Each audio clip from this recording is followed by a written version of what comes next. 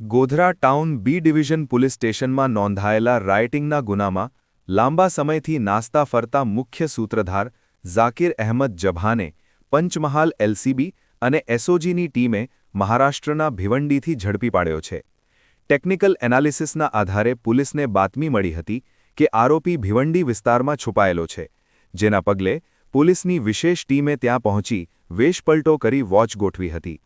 આખરે આરોપીને ભિવંડીના નાસિક રોડ પર આવેલી એક હોટલ પાસેથી દબોચી લેવાયો હતો। હાલ પકડાયેલા આરોપીને વધુ કાયદેસરની કાર્યવાહી માટે ગોધરા પોલીસને સોંપવાની તજવીજ હાથ ધરવામાં આવી છે। આપને બધાને ખબર છે કે સપ્ટેમ્બર 2025માં ગોધરા બી ડિવિઝન ખાતે એક રાયોટિંગનો ગુનો દાખલ થયેલો હતો।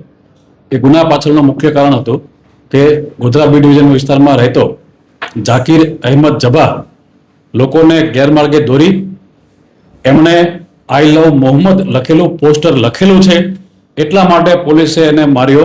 આવી અફવાઓ ફેલાવી અને લોકોને ગેરમાર્ગે દોરાવી અને બી ડિવિઝન ખાતે લોકોના ટોળા એકઠા થયેલા હતા અને એ બાબતે બી ડિવિઝન વિસ્તારમાં ગુનો પણ દાખલ થયેલો છે।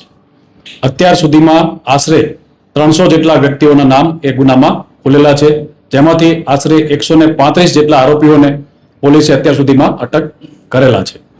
એ ગુનામાં સૌથી મુખ્ય આરોપી હતો ઝાકિર જભા।